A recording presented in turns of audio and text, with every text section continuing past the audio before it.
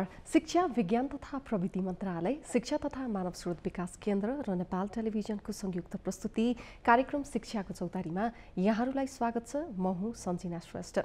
दर्शकगण, हामीले यस कार्यक्रममा देशका विभिन्न प्रदेशमा रहेका सामुदायिक विद्यालयहरूको असल अभ्यास र गतिविधिहरूलाई प्रस्तुत गर्दै आइरहेका छौँ र आजको सन्दर्भ भने केही फरक छ। आज भने हामी योगको विषयमा कुराकानी गर्नेछौँ। योगले मानव जीवनमा व्यक्तिको शारीरिक एवं मानसिक स्वास्थ्यमा सन्तुलन व्यवस्थित पनि गर्ने गर्दछ र यसको महत्त्व बढेसँगै हामीले हरेक वर्ष माघ 1 गते राष्ट्रिय योग दिवस पनि मनाउने गर्दछौँ। योग के हो, योगको आवश्यकता र फाइदाका विषयमा आज हामी केन्द्रित हुनेछौँ। यसका लागि आज हामीसँग स्टुडियोमा हुनुहुन्छ योग गुरु डाक्टर राजु अधिकारी। यहाँलाई स्वागत छ कार्यक्रममा। नमस्कार। सन्चै हुनुहुन्छ? हजुर, एकदम ठिक छु। योग के हो बाटै सुरु गरौँ न। योग भनेको जीवनको सर्वोच्च विज्ञान हो। जीवनलाई परिष्कृत गर्ने, स्वस्थ बनाउने र अन्ततः आफ्नो शिखरमा, चेतनाको शिखरमा पुर्याउने विज्ञान योग हो। शब्दको हिसाबले भन्दा चाहिँ योग भनेको जोड्नु हो। शरीरलाई स्वास्थ्यसँग जोड्नु, मनलाई एकाग्रतासँग जोड्नु, आत्मालाई परम शक्ति परमात्मासँग जोड्नु योग हो। हजुर, एक प्रकारले जीवन जिउने कला र खुसीका साथ बाँच्ने कला चाहिँ योग हो। आम व्यक्तिहरूले बुझ्ने भाषामा भन्नुपर्दाखेरि योग के हो, होइन? योगको अवलम्बन गर्दाखेरि दैनिक जीवनमा कस्ता खालका फाइदाहरू हुन्छन्? योग पूर्णतः निशुल्क, खर्च नलाग्ने, आफैले गर्न मिल्ने, साइड इफेक्ट अत्यन्तै थोरै हुने, जुनसुकै उमेर, जुनसुकै आयु, जुनसुकै अवस्था, जुनसुकै भूगोल, जुनसुकै ऋतु मौसममा गर्न मिल्ने, गाउँ सहर, स्वस्थ अस्वस्थ, वृद्ध जवान युवा सबैले गर्न मिल्ला। युवा वृद्धो अति वृद्धो भन्छ शास्त्रमा। युवाले पनि, बालकले पनि, वृद्धले, अति वृद्धले, रोगीले सबैले गर्न मिल्छ। र योग चाहिँ केवल शरीरको व्यायाम होइन, खानपान नियन्त्रण पनि योग हो, आहार योग, श्वासको नियन्त्रण प्राण योग, विचारको नियन्त्रण ध्यान योग, कर्मको सन्तुलन कर्मयोग, त्यस्तै भावनाको समर्पण सन्तुलन भक्ति योग। त जीवनका सम्पूर्ण आयामहरूलाई शुद्धिकरण गर्ने, सुस्वस्थ बनाउने विज्ञान चाहिँ योग हो। दैनिक जीवनमा यसलाई हामीले कसरी समावेश गर्न सक्छौँ? दैनिक जीवनमा हामीसँग 1440 मिनट हुन्छ 24 घण्टामा। कम्तीमा पनि 40 मिनट हामीले आफ्नो लागि निकाल्नुपर्छ र त्यो 40 मिनटमा हामी आसन, प्राणायाम, योगाभ्यास गर्न सक्छौँ। शरीरका लागि आसन, श्वासको सन्तुलनका लागि प्राणायाम, मनको सन्तुलन, विकास, सुस्वास्थ्य, आरोग्यताका लागि हामी चाहिँ ध्यान गर्न सक्छौँ। जसरी आजभोलि हात हातमा मोबाइल र कम्प्युटर छ, यसमा 4 कुरा हुन्छ: हार्डवेयर, सफ्टवेयर, इलेक्ट्रिसिटी अर्थात् यसको विद्युत शक्ति ब्याकअप र इन्टरनेट भनेको सम्बन्ध सञ्जाल। त्यसै गरी योगमा 4 आयामहरू छन्। शरीरका लागि आसन, मुद्रा, क्रिया इत्यादि, त मनका लागि ध्यान, धारणा, प्रत्याहार आदि, श्वासका लागि प्राणायाम, प्राण क्रियाहरू, र सम्बन्धका लागि हामी प्रार्थना र चाहिँ संवादहरू गर्न सक्छौँ। सबै योगमा व्याख्या गरिएको छ। अहिले चाहिँ हामीले टेलिभिजन हेरेर बस्नुभएको दर्शकहरूलाई सजिलो तरिकाले, होइन, बुझाउँदा उहाँहरूलाई गरौँ गरौँ भन्ने एउटा त्यो भावनाको विकास गराउनको लागि चाहिँ के भन्नुहुन्छ? सञ्जिनाजी, योग भनेको त्यस्तो विधि हो, गर्नासाथ फाइदा हुन्छ, तुरुन्तै लाभ दिन्छ। जस्तो शरीरलाई तन्काउने, शरीरलाई निहुराउने विभिन्न आसनहरू छन्। अनेकौँ आसन भनेको शरीरको अवस्था, शरीरलाई व्यायामद्वारा लगिने विभिन्न आकृतिहरूलाई आसन भनिन्छ। त लाखौँ आसनहरूमध्ये हामी 10, 15, 20 आसनहरू बडो प्रचलित छन्, प्रसिद्ध छन्, तिनी आसनहरू गर्न सकिन्छ। जस्तो चाहिँ ताडासन भयो, जस्तो चाहिँ वज्रासन भयो, जस्तो बसेर सामान्य गर्न सकिने पद्मासनहरू भए, सुखासनहरू भए, या अलिक स्वस्थ र अलिकति ऊर्जा भएको व्यक्तिले चाहिँ धनुरासन, मयूरासन, शीर्षासनहरू भए। त लाखौँको सङ्ख्यामा छन् आसन। यो चाहिँ शरीरका तन्तु, नसनाडी, अङ्ग प्रत्यङ्गहरूलाई तुरुन्तै फाइदा दिन्छ। र प्राणायामहरू 8-10 प्रकारका प्रचलित छन्। नाडी शोधन प्राणायाम, अनुलोम विलोम प्राणायाम, भस्त्रिका प्राणायाम, उद्गीत प्राणायाम, त्यसै गरी शीतली, शीतकारी, सूर्यभेदी, चन्द्रभेदी प्राणायामहरू छन्। यिनीहरू चाहिँ हाम्रो शरीरमा सासको सन्तुलनद्वारा, सासलाई लिने र छोड्ने विधिद्वारा रगतको शुद्धिकरण गर्छ। रगत सफा भएपछि हाम्रा धेरै रोगहरू निको भएर जान्छन्। कुनै पनि रोग लाग्दा हामी पहिले त ब्लड टेस्ट गर्छौँ, रगत सफा गर्छौँ, रगत जाँच गर्छौँ नि। त रगत शुद्धिकरण गर्छ, देह शुद्धिकरण गर्छ प्राणायामले। त योग भनेको, आसन प्राणायाम ध्यान भनेको त्वरित फाइदा, इन्स्ट्यान्ट बेनिफिट्स हुन्छ, तुरुन्तै हामीले फाइदा पाउँछौँ। यो त्यस्तो विज्ञान हो।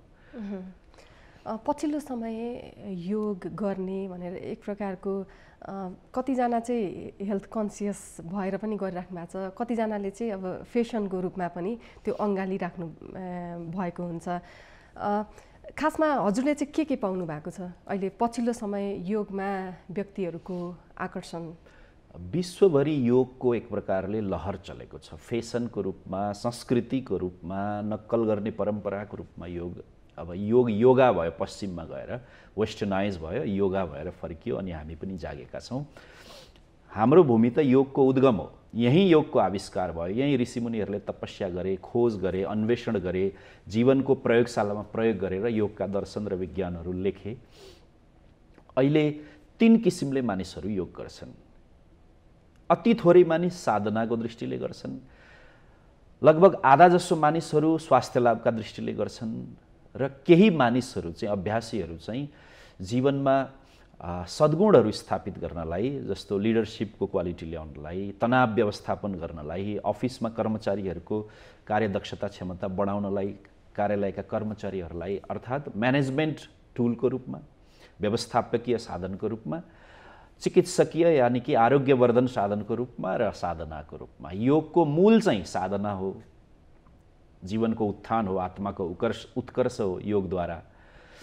तर आजभोलि चाहिँ यी तीन क्षेत्रमै प्रयोग भएको छ। जे भए पनि भवतापेन तप्तानाम योगो हि परम औषध। योग सबभन्दा शक्तिशाली औषधि हो, चाहे त्यो साधनाको दृष्टिले गरौँ, चाहे त्यो उपचारको दृष्टिले गरौँ, चाहे त्यो व्यवस्थापन शक्ति क्षमता बढाउने दृष्टिले गरौँ। पछिल्लो समय योगको महत्त्व बढेकै कारणले हामीले अन्तर्राष्ट्रिय योग दिवस मनाउँछौँ होइन। अब नेपालमै कुरा गर्नुपर्दाखेरि हरेक वर्षको माघ 1 गते राष्ट्रिय योग दिवस मनाइन्छ। यसको औचित्य के छ होइन? अनि यो मनाइरहँदाखेरि के कुराहरू अहिले प्लस पोइन्ट भइरहेछ? कुनै पनि दिवस मनाउनुको औचित्य जीवनमा त्यसको प्रयोग, अवलम्बन, त्यसको उपादेयता, प्रयोजन के छ भन्ने चिन्तन, मनन, मूल्याङ्कन गर्नलाई हो। योग हाम्रो संस्कृति हो। हामी योग संस्कृतिका, ऋषि संस्कृतिका अनुयायी हौँ। त संस्कृतिको सम्वर्धन र संरक्षण हुन्छ पहिलो त योग दिवस मनाउनाले। विश्वका 200 भन्दा बढी देशहरू जुन 21 तारिखमा विश्वभरि योग दिवस मनाउँछन्। गत वर्ष त संयुक्त राष्ट्र सङ्घको प्राङ्गणमै योग तमाम झन्डै 150 देशका व्यक्तिहरू मिलेर योग अभ्यास गरे। हाम्रो त अझ पहिलो दायित्व हो। हामी 2वटा दिवस मनाउन पाइरहेका छौँ। राष्ट्रिय योग दिवस माघ 1 गते, अन्तर्राष्ट्रिय योग दिवस जुनको 21 तारिखमा। त तपाईँ हामीले जब योग गर्छौँ अनि योग आविष्कार गर्ने ऋषिमुनिका सन्तति भएको नाताले हाम्रो योगको सन्देश चाहिँ विश्वभरि जान्छ योग दिवस मनाउनाले, र अरूलाई पनि प्रेरणा मिल्छ। साना साना भाइ बहिनीहरूलाई विद्यालयमा योग गरौँ भन्ने जागरण र चेतना आउँछ। त यो जन्मदिवस मनाए जस्तै, विवाह दिवस मनाए जस्तै हो योग दिवस मनाउनु पनि।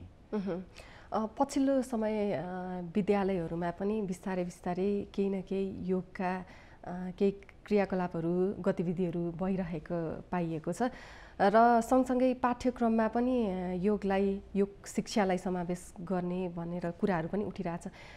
यहाँको धारणा के छ यसमा? खास गरी आजभोलि बालबालिकालाई सानैदेखि तनाव छ, दबाव छ, प्रतिस्पर्धाको चुनौतीहरू छन्, क्षमताहरू घट्दो क्रममा छ, नयाँ पुस्ताहरू विभिन्न किसिमका कुलत्माहरू लागिरहेको अवस्था छ। यी सबैको निराकरण नै योग हो। अर्को कुरा चाहिँ पाठ्यक्रममा सानो कक्षादेखि नै, अर्थात् 6-7 वर्षको बालक बालिका 6-7 वर्ष भएदेखि नै योग सिकाउन आवश्यक छ। लाखौँ नेपाली युवाहरू आजभोलि विदेशमा हामी वैदेशिक रोजगारीमा गइरहेका छौँ। ती युवाहरूलाई योग गुरु बनाएर पठाउनु पाए त सम्मान पनि बढ्थ्यो, आर्जन पनि बढी हुन्थ्यो, एक प्रकारको प्रतिष्ठा पनि देशको बढ्थ्यो। त्यो अर्को चाहिँ योगले आधुनिक वर्तमान जीवनशैलीका समस्याहरूलाई पनि निराकरण गर्छ। जो सानै उमेरदेखि देख्नमा आइरहेका छन् तिनीहरूलाई सम्बोधन गर्छ र प्रतिभावान बनाउँछ। योगले क्षमतावान बनाउँछ, आरोग्यवान बनाउँछ, चरित्रवान बनाउँछ। योगसँग संस्कृति, संस्कार र भाषा पनि जोडिएको छ। अलिअलि योग गर्न थालेपछि मान्छेलाई संस्कृत भाषातर्फ रुझान हुन्छ, संस्कृतितर्फ, ऋषि संस्कृतितर्फ आकर्षण हुन्छ। संस्कारहरू, असल संस्कारहरू जीवनमा लागू गर्नुपर्ने रहेछ भन्ने कर्तव्य बोध हुन्छ। त्यसैले योग चाहिँ पाठ्यक्रममै रहन एकदमै आवश्यक छ, जो कि थोरै प्रयास, अल्प प्रयास भइरहेको छ। यसलाई एकदमै द्रुत गतिमा हरेक विद्यालयमा योग शिक्षा पुर्याउन चाहिँ आवश्यक छ। कस्ता कस्ता प्रयासहरू भइरहेका छन् हैन? कसरी त्यो कुराहरूलाई समावेश गर्न सकिन्छ? जस्तो कि प्रार्थना सभामा शारीरिक व्यायामहरू त भइ नै रहेको छ, सँगसँगै योगलाई पनि त्यसमा इन्क्लुड गर्नको लागि के गर्न सकिएला? प्रयास दुई किसिमले भएको छ। संस्थागत विद्यालयहरूले, सक्षम विद्यालयहरूले योग शिक्षक राखेर योग सिकाइरहेका छन्। सरकारी विद्यालयहरूमा केही जो सफल विद्यालयहरू छन् तिनीहरूमा योगको संस्कृति भित्रिएको छ। प्रार्थना सभा जब हुने गर्छ विद्यालयमा, बिहान विद्यार्थीहरू एकत्र भएर गर्छन्, त्यहाँ प्रार्थना मात्रै नगएर मन्त्रोच्चारण, योगका केही प्राणायामका विधि, केही त्राटकका विधि, केही धारणाका विधि, केही एकाग्र क्षमता बढाउने विधिहरू हामी प्रयोग गर्न सक्छौँ। त्यसले तुरुन्तै लाभ दिन सक्छ। परीक्षाको क्षमतालाई, स्मरण शक्तिलाई, उनको जुन मानसिक मस्तिष्कीय विकासलाई पनि योगदान गर्न सक्छ। धेरै विधिहरू त्यसमा हामी प्रयोग गर्न सक्छौँ। केही विधिहरू हामीले भन्न सक्छौँ? जस्तो हामी त्राटक गराउन सक्छौँ। त्राटकका लागि ज्योति त्राटक त प्रसिद्ध हो। हामी अङ्गुष्ठ त्राटक गराउन सक्छौँ। बच्चाहरूलाई, विद्यार्थीहरूलाई दुवै औँलाको नङमा हेरेर एकाग्र हुने अभ्यास गर्न सक्छौँ। मुद्राहरू गराउन सक्छौँ। ज्ञान मुद्रा भयो, हृदय मुद्रा भयो, त्यसै गरी चाहिँ वरुण मुद्राहरू भए, शून्य मुद्राहरू भए, सामान्य तुरुन्तै फाइदा दिन सक्छ यसले। अर्को साम्भवी मुद्रा हामी गराउन सक्छौँ। दुवै आँखाले आँखी भुइँको बिचमा हेरेर एकाग्र भएर आँसु निकाल्ने गरी दत्तचित्त मनोयोगपूर्वक गरिने यो साम्भवी मुद्राहरू भए। अनि शरीरलाई कुर्सी आसनमा तलमाथि चलाएर त्यो गर्न सकिन्छ। त्यसै गरी हामी श्वासलाई विपरीत सङ्ख्यामा गर्ने, जस्तो 10, 9, 8, 7 गन्दै गन्दै सासमाथि ध्यान लगाएर 2 मिनट विद्यार्थीलाई ध्यान गरायो भने त्यसले पनि मनलाई सन्तुलित बनाउँछ। यस्ता धेरै विधिहरू छन् जो अध्ययन भइरहेका छन्। अहिले त यहाँ पनि यो पनि प्रमाणित भइसक्यो कि कान समातेर उठबस गर्नु पनि एक प्रकारको ब्रेन योगा भनेर क्यानेडियनहरूले रिसर्च गरे यसमा। हामी जब विपरीत हातले कान समातेर कानको यो तलको फेरलाई हामी समात्छौँ र उठबस गर्छौँ, त्यसले मस्तिष्कका तन्तुहरूलाई, रिसेप्टर्सहरूलाई, जो ज्ञानलाई ग्रहण गर्ने ढक्कनहरू छन् तिनीहरूलाई खोलिदिन्छ। आदि विधिहरू धेरै छन्, हामी विद्यालयमा गराउन सक्छौँ। हजुर, कुनै पनि देशको विकास हुनको लागि त्यस देशमा कस्तो खालको शिक्षाहरू दिइरहेको छ, कुन विधिहरू अपनाएर पढाइरहेको छ भन्ने कुरामा भर पर्छ हैन? शिक्षालाई पनि अझ उपयोगी, ऊर्जामुखी बनाउनको लागि योगको महत्त्व छ भनेर धेरै विद्वानहरूले, योगीहरूले पनि भनिराख्नु भएको छ। यसलाई अलिकति केही प्रस्ट्याइदिनुहुन्छ? सञ्जिनाजीले एकदमै सान्दर्भिक सन्दर्भ उठाउनु भयो। पहिलो त देशको विकासमा, मानव स्तरको विकासमा, मानव चेतनाको विकासमा, मानवीय गुणस्तर जुन क्वालिटी छ, ओभरअल गुणवत्ता छ, त्यसको विकासमा शिक्षाको भूमिका छ। शिक्षाभित्र पनि संस्कार र योगको, संस्कृतको भूमिका छ। योगले सुयोग्य, उपयोगी बनाउँछ। योग गरेन भने मान्छे रोगी र भोगी हुन्छ। त्यसकारण उपयोगी मान्छे बनाउन योग अभ्यास, योग विद्या, योगका ज्ञान, योगका विधिहरू आवश्यक छ। अनि योग भनेको कोरा व्यायाम मात्रै होइन, बानीसँग जोडिएको छ, जीवनशैलीसँग जोडिएको छ, खानपानसँग जोडिएको छ, जीवन व्यवहार कर्मसँग जोडिएको छ, आचरणसँग जोडिएको छ। त जब व्यक्ति, विद्यार्थी योग गर्न थाल्छ, उसको समग्र व्यक्तित्वमा चमक आउँछ। र योगले चाहिँ के गर्छ भने शरीरलाई ओजस्वी बनाउँछ, मनलाई तेजस्वी बनाउँछ, आत्मालाई वर्चस्वी बनाउँछ। त यी क्षमताहरू त हरेक व्यक्तिमा चाहिएको छ। त्यसैले ढिला भइसकेको छ। हाम्रो योगलाई आयात गरेर कतिपय देशहरूले विद्यालयमा सानो कक्षादेखि योग अनुसरण गरिसके, लागू गरिसके। हामी त भर्खर जाग्दैछौँ। हाम्रै विद्या आज हराएर हामीले गुमाएर अरूले प्रयोग गरिरहेका छन्। अब फेरि हामी छिटै लागू गरौँ र हरेक विद्यालयमा आवश्यक छ। विद्यालयमा मात्रै होइन, पेटमा गर्भमा बच्चा आउँदैखेरि आमाले योगाभ्यास गर्न आवश्यक छ, ध्यान गर्न आवश्यक छ, ताकि त्यो बच्चाको मनोविकास, उसको शरीर विकास सन्तुलित र सही तरिकाले होस्, असल संस्कार प्रवेश गरोस् भनेर बच्चा जन्मिनुभन्दा अगाडि गर्भमा आउँदैदेखि योगाभ्यास गराउन आवश्यक छ। हजुर, योगकै कुरा गरिराख्दाखेरि विद्यालय, कलेज लगायत शैक्षिक संस्थाका शैक्षिक क्रियाकलापहरूमा योग सम्बन्धी विषयलाई कसरी व्यापक रूपमा समायोजन गर्न सकिन्छ? यसमा धेरै चिन्तन प्रयासहरू भइरहेछन्। पहिलो त सरकारको सङ्कल्प शक्ति चाहियो। हामी माग गरिरहेका छौँ, प्रयास गरिरहेका छौँ, आवाज उठाइरहेका छौँ। जसरी अनेक आयोगहरू छन्, त्यसै गरी योग शिक्षालाई, योग विद्यालाई लागू गर्ने, अध्ययन गर्ने, शोध गर्ने र यस सम्बन्धी ग्रन्थहरू प्रकाशित गर्ने एउटा छुट्टै परिषद, आयोग या कुनै चाहिँ निकाय चाहियो। त्यसै गरी एउटा योग पढेर आएका देशभरिका विज्ञहरूलाई या प्रशिक्षकहरूलाई या शोधकर्ताहरूलाई स्ट्यान्डर्डाइज गर्ने, उहाँहरूको दक्षता क्षमता अनुसार उहाँहरूलाई राष्ट्रले सम्मान गर्ने र सूचीकृत गरेर आवश्यकता अनुसार चाहिँ उहाँहरूलाई परिचालित गर्नुपर्ने हुन्छ। त्यसै गरी विभिन्न शैक्षिक निकायहरू छन्, सिटिबिटी भयो, हाम्रा सरकारी विद्यालयका विभिन्न शिक्षा विभागले हेर्ने सम्पूर्ण विद्यालयहरू भए, संस्थागत निजी विद्यालयहरू भए, कतिपय मेडिकल विद्यालयहरू छन्, इन्जिनियरिङहरू छन्, कृषि छन्, विश्वविद्यालय, कलेजहरू, सबैतिर योग शिक्षा चाहिँ कुनै न कुनै रूपमा थोरै अङ्क विभाजन गरी बाध्यात्मक अवस्थासहित, नभए मान्छेले गर्दैन, जाडोमा योगाभ्यास गर्ने जाँगर ल्याउनलाई केही बाध्यता हुनैपर्छ, यो आवश्यक छ। अर्को चाहिँ हामी सबैको आँखा खोल्नुपर्ने एउटा स्थिति छ। यही देशमा योग उत्पन्न भयो, आयुर्वेद आविष्कार भयो, प्रवर्तन भयो। योगका पुराना ग्रन्थहरू हाम्रा पुराना पुस्तकालयहरूमा लुकेर, सडिएर, कुहिएर बसिरहेछन्। तिनीहरूलाई प्रकाशन गरेर सम्पूर्ण विश्वमा त्यो ग्रन्थहरू प्रचार गर्न आवश्यक छ।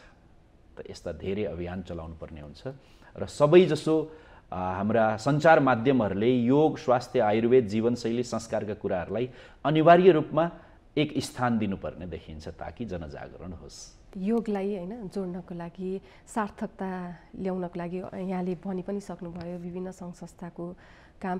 अझ ठोस कदमहरू के चाल्न सकिएला जसले गर्दाखेरि चाहिँ हाम्रो नेपाल नै, नेपालीहरू सबै योगमय बन्न सकुन्? पहिलो त हाम्रो नियम बनाउने, ऐन बनाउने, कानुन बनाउने जुन कानुनवेत्ता संसदहरू छन्, उहाँहरूलाई अनिवार्य योग गर्ने प्रावधान ल्याउनुपर्छ। किनभने हामी योगीका सन्तान हौँ, यहीँ योग उत्पन्न भयो, कतिपय देशले गरेका छन्। सर्वोच्च निकायमा जो बसेका छ सबैले योगाभ्यास गर्नु पर्यो, ठोस चाहिँ पहिलो यो भयो। हाम्रा हरेक जसो कार्यालयमा, मन्त्रालयमा, विद्यालयमा, विश्वविद्यालयमा, क्याम्पसमा एउटा योग गर्ने छुट्टै ठाउँ, हलको व्यवस्था गर्नु पर्यो, ताकि त्यो अनिवार्यता होस् त्यहाँ। तेस्रो चाहिँ हाम्रा जो विदेश जाने युवाहरू छन्, पलायन भएर गएका छन्, उनीहरू जानु पूर्व योग सिकेरै जानुपर्ने, योग शिक्षकको प्रशिक्षण लिएरै जानुपर्ने भन्ने एक प्रकारको प्रावधान राखिदिने हो भने आजभोलि विश्वभरि योग शिक्षकको खाँचो छ। विश्वभरि हाम्रा जो विदेश गइरहेका युवाहरू, दोहोरो कमाइ हुन्छ, स्वास्थ्यलाई पनि फाइदा हुन्छ, ओहो नेपाल त योग गुरुहरूको देश रहेछ भन्ने एक प्रकारको सन्देश जान्छ।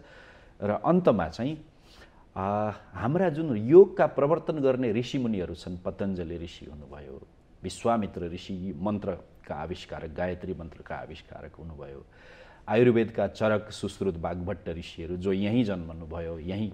त्यसै गरी भाषा विज्ञान, संसारलाई व्याकरण सिकाउने पाणिनि ऋषिहरू भए, अनि यज्ञ विज्ञान चलाउने याज्ञवल्क ऋषिहरू हुनुभयो, संसारलाई नारी ऋषि बनेर सन्देश दिने गार्गी ऋषिहरू भए।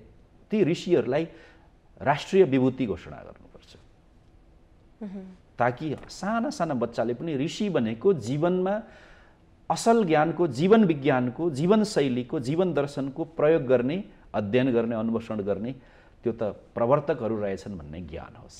त यी कदमहरू चाल्यौँ भने हाम्रो चाहिँ ठोस योगको उत्थान चाहिँ हुने देखिन्छ। माघ 1 गते राष्ट्रिय योग दिवस, यो दिवसमा के छन् कार्यक्रमहरू, तयारीहरू? यो दिवसमा सरकारी प्रयासमा देशभरिका पालिकाहरूले स्थानीय स्तरमा योग दिवस मनाउँदैछन् आफ्नो तरिकाले, आफ्नो ढङ्गबाट। कसैले प्रयोग गरेर, कसैले चिन्तन गरेर, कार्यशाला गरेर, कसैले उत्सव मनाएर, र्याली निकालेर, कसैले केही प्रकाशन गरेर आदि गर्दैछन् भन्ने हामीले सुनेका छौँ। शिक्षा मन्त्रालयले पनि योग दिवसको तयारी गरिरहेको छ, हरेक वर्ष गर्ने गर्छ। त्यसै गरी स्वास्थ्य मन्त्रालय, संस्कृति मन्त्रालय र अरू निकायहरूले पनि योग दिवसको तयारी गरिरहेको भन्ने हामी सुन्छौँ। मेरो चाहिँ अपिल के छ भने योग गरेर योग दिवस मनाऊँ, अनि मात्र दिवस सार्थक हुन्छ। योग दिवसको शुभकामना भनिरहेको हुन्छ हैन? यसलाई अझ जीवन उपयोगी बनाउनको लागि वास्तवमै साँच्चीकै जीवनशैलीमा नै इन्क्लुडिङ गर्नको लागि के कुराहरू ध्यान दिनुपर्छ? पहिलो त घरको योगलाई घरेलु संस्कृति बनाउन अभिभावक बुवा आमा बसेर योग गर्नु पर्यो, अनि नानी बाबुले सिक्छन्। विद्यालयमा प्राचार्यले, शिक्षकहरूले योग गरेपछि नानी बाबुले सिक्छन्, तब न संस्कार बन्छ। सुनेर सिकाएको या मुखले सिकाएको भन्दा आचरण र व्यवहारले सिकाएको महत्त्वपूर्ण हुन्छ। हाम्रो यो योगीहरूको देश हो भन्ने सन्देश दिनलाई हाम्रा देशका पुरा मन्त्रीमण्डल, मन्त्री परिषद बसेर एकसाथ योग गरियो भने सन्देश जान्छ। मन्दिरहरू भनेको सद्ज्ञान र सुस्वास्थ्य, सुसंस्कृति सिक्न जाने ठाउँ हो। त्यो हरेक जसो मन्दिरको प्राङ्गणमा या त्यसको परिसरमा चाहिँ योग गर्ने प्रावधान हामीले बसाउनुपर्छ, अनि यो योग दिवस चाहिँ सार्थक हुन्छ। योगको कुरा गर्दाखेरि योग मौखिक रूपमा जति चर्चामा आएको छ नि, लोकप्रिय छ नि, त्यति नै व्यावहारिक रूपमा चाहिँ अलिकति कम गरिएको पाइएको छ क्या। अब भनौँ न, आजै हाम्रै यही कार्यक्रम हेरेर जति पनि बसिराख्नु भएको दर्शक वृन्दहरू होइन, शिक्षक, विद्यार्थी, अभिभावकहरूलाई के भन्न चाहनुहुन्छ? तपाईँ हामी भ्याउँदिन नभनौँ, हामीसँग पर्याप्त समय छ। नभए म 30 मिनट यहाँहरूलाई समय निकाल्ने तरिका सिकाइदिन्छु। 10 मिनट आफू सुत्ने समयबाट निकालौँ, 10 मिनट मोबाइल चलाउने टाइमबाट निकालौँ र 10 मिनट अरूको कुरा काट्ने समय निकालौँ। 30 मिनट समय निस्किन्छ। 30 मिनट आफ्ना लागि दिउँ, स्वयंका लागि दिउँ, निजका लागि दिउँ। हाम्रो स्थूल शरीर यानि कि शरीर, हाम्रो कारण शरीर यानि कि हाम्रो आत्मा र हाम्रो सूक्ष्म शरीर, हाम्रो मन, तीनटै शरीरलाई स्वस्थ बनाऊ। त्यसका लागि 10 मिनट 10 मिनट 10 मिनट, अर्थात् 10 मिनट बाहिरी शरीरलाई, 10 मिनट मनोशरीरलाई, 10 मिनट आत्मिक शरीरलाई दिने गरौँ। नित्य प्रति यानि कि सधैँ जब हामी योग गर्छौँ 30 मिनट, त्यसले कमाल गर्छ। त योग दिवसको उपलक्ष्यमा यहाँहरू सबैलाई म शुभकामना, आत्मीय शुभकामना व्यक्त गर्दछु र जीवनभर योगाभ्यासी बनौँ भन्ने अपिल गर्दै यहाँहरूलाई फेरि पनि शुभकामना म व्यक्त गर्दछु। समय र संवादको लागि यहाँलाई धेरै धेरै धन्यवाद। हस्, मेरो पनि धेरै धन्यवाद र शिक्षा चौतारी कार्यक्रम यो युनिटलाई मेरो कृतज्ञता। दर्शकवृन्द, हामीले आफूलाई माया गर्नु भनेको आफ्नो जीवनशैलीमा योगलाई जोड्नु पनि हो। योगले हाम्रो डाक्टर राजु अधिकारीज्यूले नै भनिसक्नुभयो, योगले मानिसलाई व्यवस्थित, सन्तुलित र स्वस्थ राख्छ भनेर। शिक्षा, विज्ञान तथा प्रविधि मन्त्रालय, शिक्षा तथा मानव स्रोत विकास केन्द्र र नेपाल टेलिभिजनको संयुक्त प्रस्तुति कार्यक्रम शिक्षाको चौतारीको आजको निर्धारित समय यही सकिएको छ। हामी फेरि अर्को श्रृङ्खलामा शैक्षिक गतिविधिहरू लिएर उपस्थित हुने नै छौँ। त्यतिन्जेलसम्मका लागि म लगायत हाम्रो सम्पूर्ण युनिटलाई बिदा दिनुहोस्। नेपाल टेलिभिजन हेर्दै गर्नुहोला। नमस्कार।